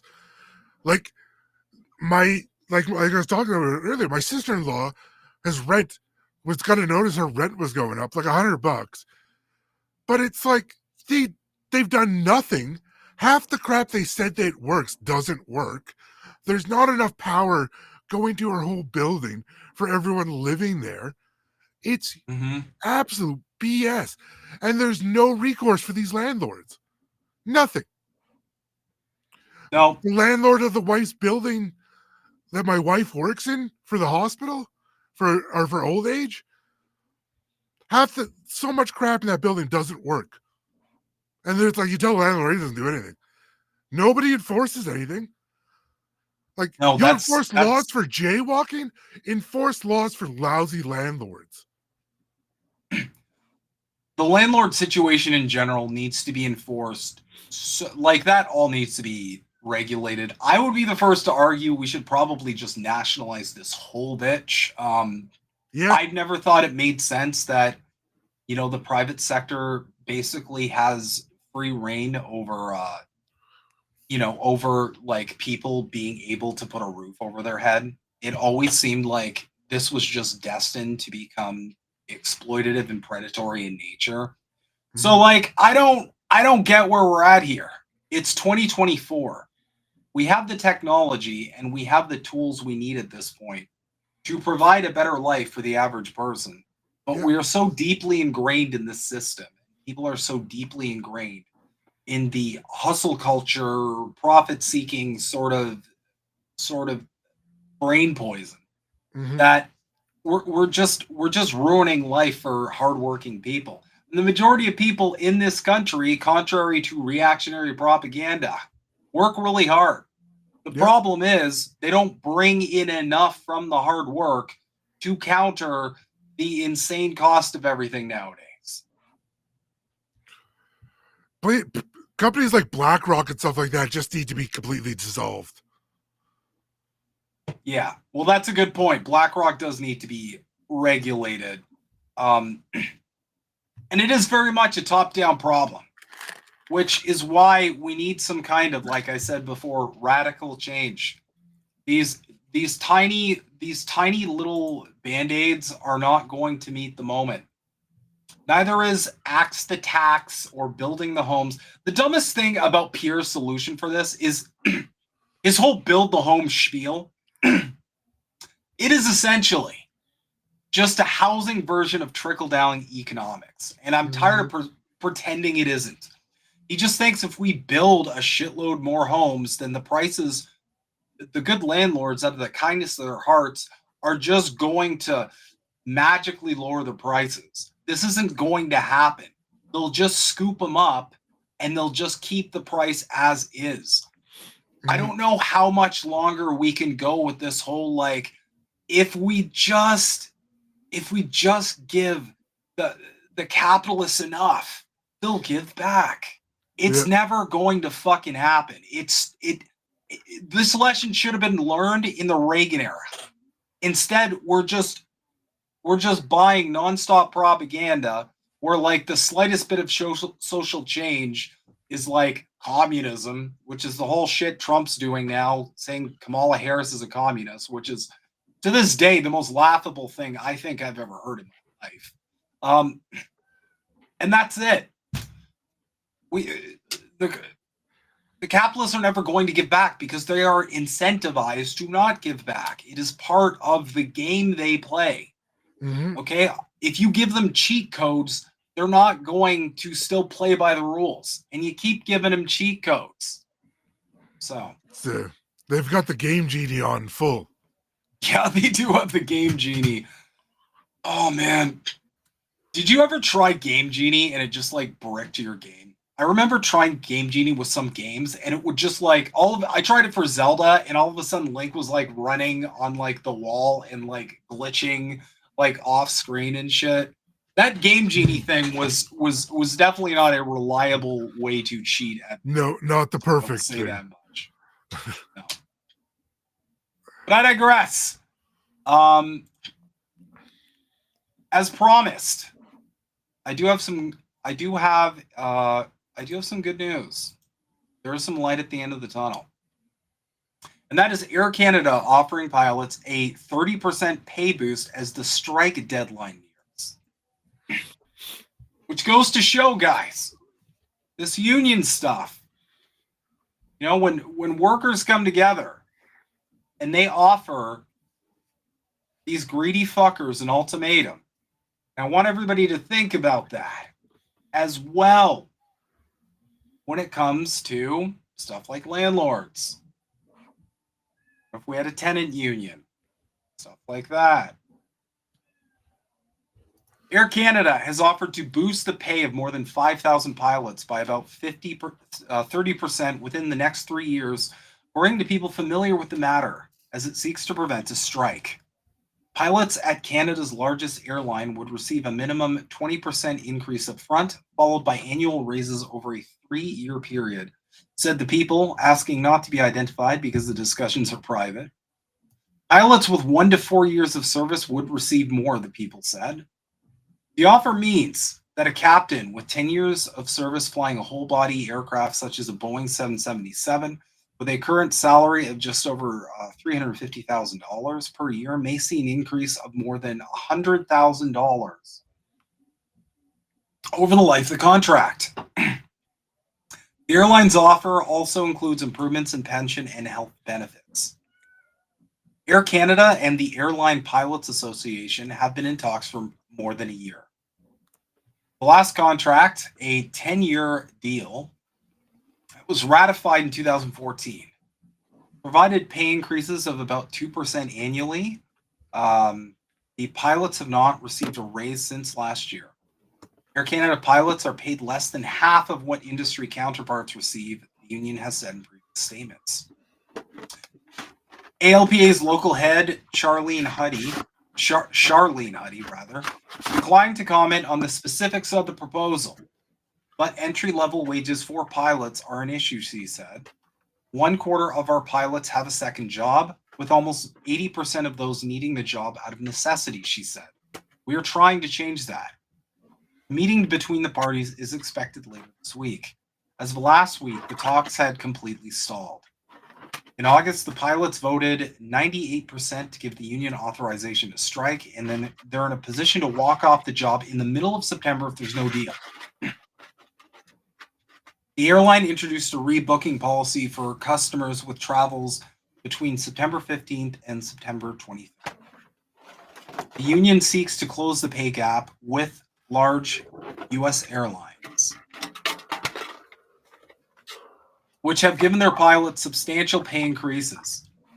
Last year, ALPA reached a 4-year agreement with United Airlines Holdings Incorporated, providing pilots a total compensation increase of as much as 40%, including an immediate pay boost of 13.8% to 18.7%. When it is in force, we want our pilots to remain the best paid commercial pilots in Canada by far. Air Canada spokesperson Peter Fitzpatrick said by email, "We are open to any solution to reach a reasonable settlement, including arbitration." Canada's number 2 airline, Onex Corp, controlled WestJet Airlines. Sorry, I've always had weird experiences with WestJet. Agreed to a contract in 2023 that included a 24% compensation bump for 4 years. So, that's just kind of the power of this collective organization. And it's why I say we really do need to start getting more active when it comes to things such as a general strike. Because if you get the right people on board, you can legitimately shut down the economy. Think of a general strike between airline pilots, taxi drivers, bus drivers, railroad, subway operators.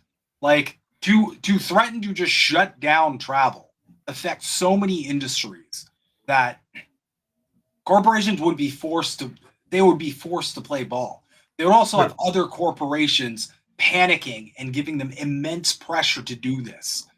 And eventually we could get to a point where corporations are forced to fork over more money and pay people a living wage and give them fair compensation for their hard work because they don't have a choice. The only other choice is commerce is shut down. The country grinds to a halt. That's what we got to start doing here. And we know the politicians aren't going to do it for us. Like I've always said, we need to be able to save ourselves. So take that as a bit of inspiration from places like Air Canada, where, you know, like Air Canada can't afford this. They're pilots, for Christ's sake. They can't afford to just like shut down travel. That's gonna be catastrophic. So think of that on a bigger level. Think of it on a smaller level too. You know? I always think like I always think, like, if we were so unified as a working class,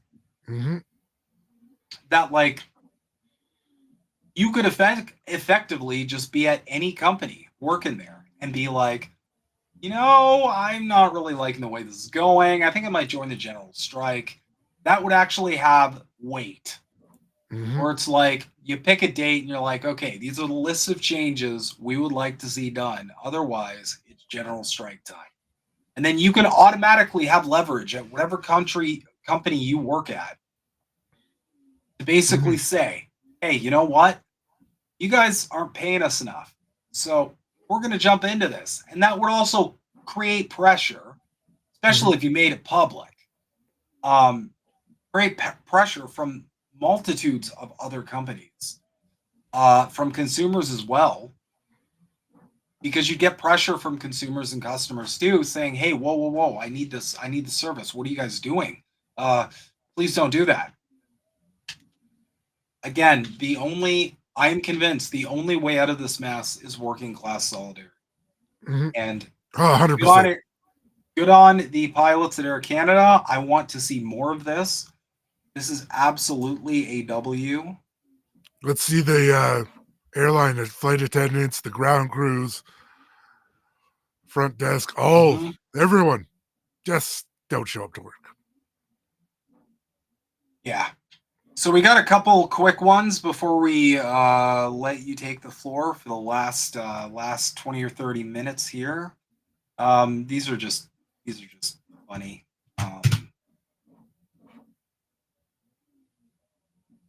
This man really is like great value Trump. He's calling Trudeau costly Trudeau now. In addition to the sellout thing. No, they're shitty nicknames. That's what drives me insane. He doesn't even have the good nicknames. He's like, he's not even leaning into it. And this is exceptionally funny. The best way to burn fat and get shredded is not keto, it's not paleo.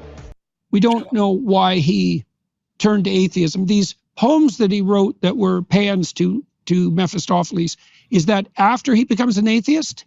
No, he's writing, so the first one was 1837, wrote another in 1841. He wrote a bunch of them. Right. He did just a chilling play called Ulanem. Yes. Oulanem. And people that are watching this, if they now type into their computer Ulanem, even in Google, it'll pop up. Play by Karl Marx. Yeah. It even has a Wikipedia entry. And let me warn people, you might not want to do this, but if you click the images button, you will see, there's some satanic stuff up there from like not heavy metal, but like black metal groups. So Ulanem is an anagram for Emmanuel or Emmanuello. Right. So right. Marx. So the point of this clip is Jordan Peterson is talking about Marxism for the 500th time, and he still has no idea what it is. And it's hilarious watching these boomers essentially be like, if you type this and look at the images, it'll show a bunch of black metal. It's like, well, first off, you can't really blame Marx for a bunch of bands that created shit hundreds of years after he lived, can ya, you weirdos? I don't know. I saw this. He's trying to do some weird connection between Karl Marx and like Baphomet. Takes Emmanuel, which is the name given to Christ, or Manuelo, and he flips it into this anagram called Ulanem. And it's this chilling play. The main character is Lucindo, Lucindo. And you just can't believe what you're reading with this play. Mm-hmm. So that was written later in the 1840s. So really, the prime of his writing, including the decade when he wrote the Communist Manifesto, is also the same decade when he was writing these poems and plays. And throughout his life, his kids and others would say, he had a favorite line always from Mephistopheles. Right, everything that exists deserves to perish. So that remains a part of him throughout his life. His son, Edgar, has a letter where he addresses his father as "my dear devil," which I don't know. Maybe it's playful. I don't know. Yeah. Although I would never, call my dad my dear devil. His wife called him. The funny thing about this is they qualify in the beginning that he turned atheist, which was correct. Karl Marx had fair criticisms of religion. They were direct relations to material conditions, so they're already kind of wrong here. But I just have to say, guys, someone can't be an atheist and also have some weird belief in the supernatural, just the evil supernatural. You can't be like a Satan worshiper and an atheist. You either reject the supernatural or you're a Satanist. That's a really good point. To which point, you don't, like, you can't then turn around and have criticisms about religion, the same religions that created or involve or feature these characters. You got to pick one. You can't be like, oh, religion is the opiate of the masses, but I really love some of the characters in the Bible. I love the Satan people. This logic, we're not, how far into this shit are we? We're not even 2 minutes into this story, and they're already just, like, the brain is already melted in 2 minutes. I'm impressed, personally. My wicked knave. I quote Henrik Heinzen, referring to him as a goblin who tried to take me under his spell. Other cases of where he's using that kind of language. When Engels first met him, he describes him as this dark man from Trier, who hops and leaps and springs on his heels. The monster of 10,000 devils, he describes him. And the letter from his father is, which was written in 1837, a year before his father died. So his father writes to him, March 2nd, 1837. Carl, at times my heart delights in thinking of you and your fortune, and yet at times I cannot rid myself of ideas which arouse in me sad forebodings and fear when I am struck as if by lightning by the thought, is your heart in accord with your head, your talents? Has it room for the earthly but gentler sentiments which in this veil of sorrow, it's a beautiful letter in many ways, are essentially consoling for a man of feeling? And then this question from the father of Karl Marx to his at this point 18-year-old son. And since that heart, Karl, is obviously animated and governed by a demon, not granted to all men, is that demon heavenly or Faustian? Will you ever, and that is not the least painful doubt of my heart, will you ever be capable of truly human domestic happiness?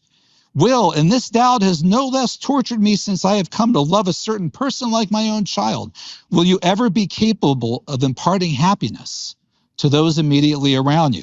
By the way, the answer was no, right? Well, but that obviously phrase, the father had intimations of that. Yeah, and since that heart is obviously animated and governed by a demon not granted to all men, is that demon heavenly or Faustian? That's his dad.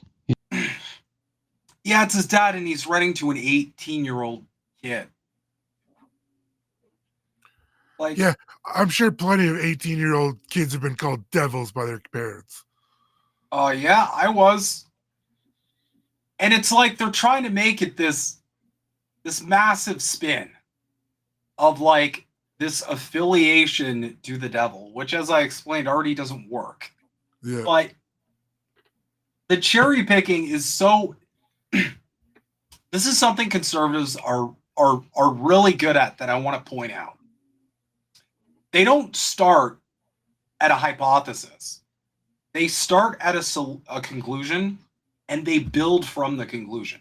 So his conclusion is Karl Marx equals devil. And so you can see that he's just cobbled together as much as he can to build this narrative from there, even though the pieces don't really make sense across the way already. Yeah. And there's only so many of those things, I think, that a sympathetic Marxist or Marxist biographer can shrug off. I mean, there's just so many statements like that from him and people about him and people who knew him and loved ones and a wife, a son, a best friend from Ingalls, and then the different writings. Whew.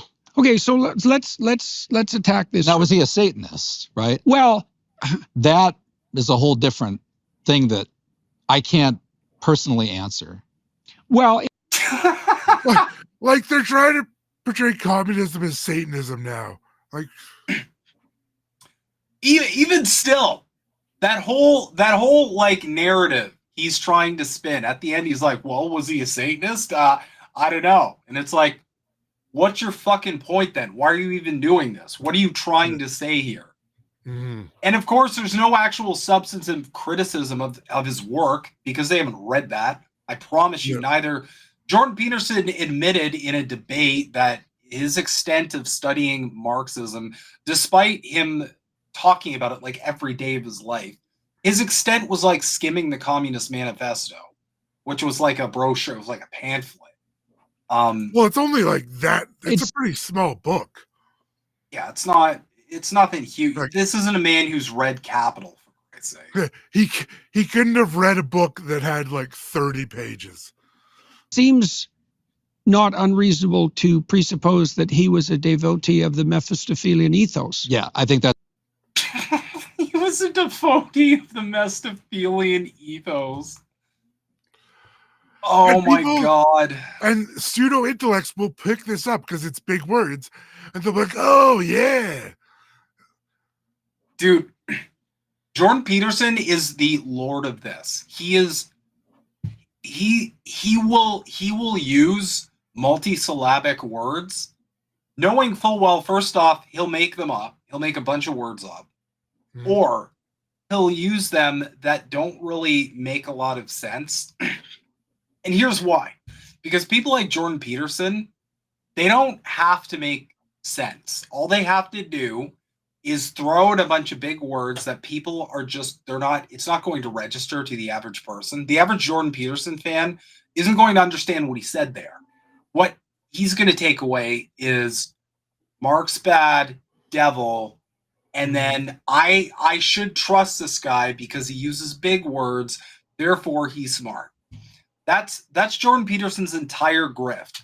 He veils like reactionary propaganda under this like academic sort of veneer, and then that's how he markets it to people. He essentially is saying, well, I'm really smart. Look at all the words that I looked up on thesaurus.com. That's why you should believe that all of my ass-brained ideas are actually correct. That's his whole fucking thing. That's why I hate it. That's why he's my least favorite person on earth. Because he isn't even an honest propagandist. His whole persona. He's full of shit. His whole persona is just inflated nothingness. Anyway, I thought y'all should get a kick out of Jordan Peterson being full of shit for the 5 millionth time.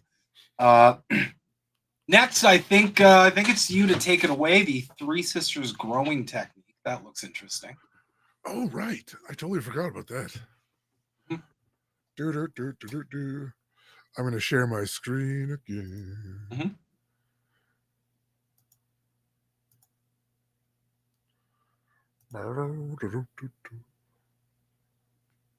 Oh, there we go.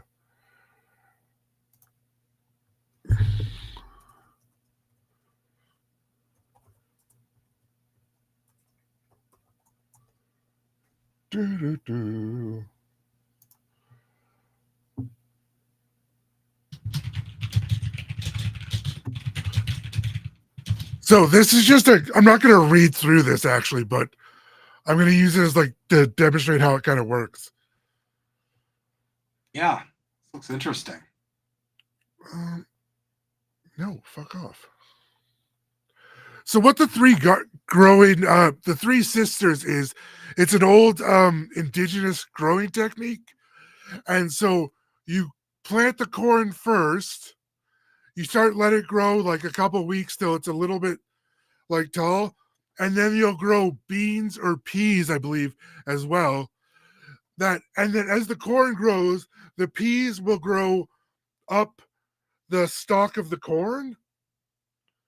So it gives it something to hold on to. And then you, at the same time, after you've planted those two, the third thing you plant is either a squash or cucumbers or something of that variety. And it'll grow along the base, but it'll offer like coverage for the ground, so you don't have the soil doesn't heat up as much, and then you retain more water, so you don't have as much evaporation. I didn't say that right. Evaporation, sorry. And at the same time this happens, the different nutrients from the corn, like, so as you plant corn, it will give nitrogen for the peas to grow. And so it kind of all works in harmony as it grows. And so each stage you plant, it just kind of starts growing in not a circular fashion, but like they grow in tandem. They all help each other. Nice. Yeah. So it's really simple. Like so your corn, once your corn's about a foot tall, or actually even 6 inches probably, you plant a pea or a bean. Then once that starts to grow and you start having like, they start to kind of blend together, you grow like a cucumber or a squash or something like that. So, because it has really big leaves and it can grow along the ground, just like as so it works as kind of like the same as putting landscape fabric down, but free. That is so cool. Yeah. And then once you're done growing that for the season, you cut all that stuff down, and when you eat it, you poop it out into this handy dandy. Okay, there we go. Compost toilet. This thing will actually hold like 350 pounds. That's pretty sweet. So what do you just use that directly for fertilizer? Yeah, so you go to the bathroom in this, and then I'm in the process of printing a it's called a urine diverter, because you don't want urine to mix, because you want the manure to be as dry as possible, right? So you want the pea to go somewhere else. So I have another piece growing still, or not growing, sorry, that I have to print. But so what it does is it sits on here, and I think I'm gonna have to do a little bit of adjusting to make it a little shorter, maybe. But and then there's another piece, and then you put what's like a jug or something into it that'll just catch all the urine, and then you eventually get rid of the urine, because the urine really can't use it for too much. So, especially human urine. I mean, worst case is you could drink it if you had to, but I'd recommend not going to that extent. One of my old neighbors. You're into did pee that. drinking. I'm not judging. Yeah. No, that's super cool. So you had that printed? I didn't have the toilet printed. The toilet I bought, the urine diverter is what I'm printing. I'm in the process of printing the second half, but I'll show you what happens when you don't put supports in.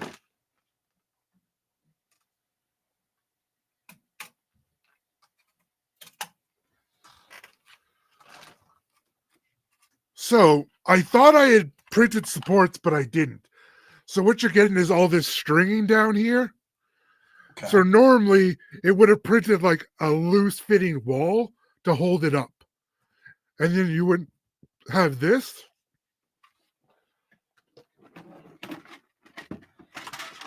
Then it's good enough to show what it'll look like at the end.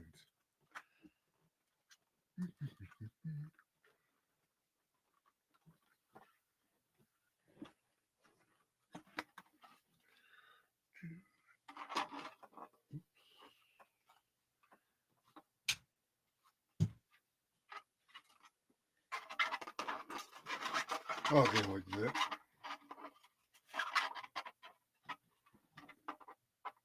I don't think that's printed right. Or maybe it's not supposed to be.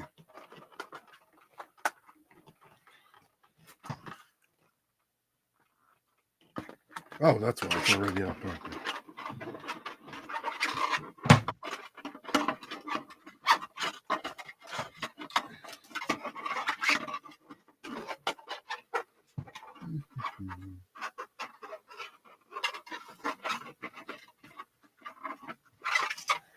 Yeah, so actually, that's not going to fit together right at the moment. Sorry, it doesn't quite fit. I think I might have printed it wrong or something. I got to figure that out. It was the first time I've ever split something in Bamboo printer, so I've just got to go back and take a look and see what I did. Well, that's super cool. Yeah, because if you're living, and trying to be as self-sustainable as possible, you definitely want to like use everything. You want to essentially create your own ecosystem. Yeah, that's kind of what you're doing. Yep. Yeah, so that way, like, the people's leavings are actually contributing to your soil, which is like that's a huge W, because that means you'll be able to grow better stuff. Yeah. Well, and like human manure is not the best to use, but you can still use it for some stuff, like in compost. You just wouldn't want to put like direct human feces on like your garden. You have to mix it with quite a bit of stuff. Cool. Yeah. All right. Well, that was freaking awesome. Yeah, it was good. All right, we're coming up to 2 hours, so that's what we had for this week. Basically, it's gonna be it's gonna be an interesting development in the electoral sort of process here. We could have an election this fall. We could not. Could be pushed to 2025, which is what I feel like the Liberals probably want. But yeah, that's where we're at currently in Canada, and that's the most pressing news as it would have applied to us, I suppose. Yeah, as always, be sure to like and subscribe. Feel free to leave comments too if there's something you're curious about. If there's something you want us to cover. I love doing stuff for the people who are tuning in. I know so does Yeti as well. So I'm a Yeti of the people. Exactly. Any last thoughts, my friend? No, just the same old kind of stuff. Keep being good humans. Work towards better sustainability for yourselves. I could not agree more. Be free. All right, anyway, guys, thanks for tuning in to episode 7 of the Maple Files. We will be back next week. Same sorry time, same sorry channel. And if you haven't had a chance, again, we do have a YouTube channel specific to the Maple Files that streams everything, all the content to here. So be sure to check that out. You can go to my profile at Snowhimbo. I have the link right there for the Maple Files. So yeah. Anyway, until next time, thanks so much for tuning in, everybody, and have a wonderful rest of your week.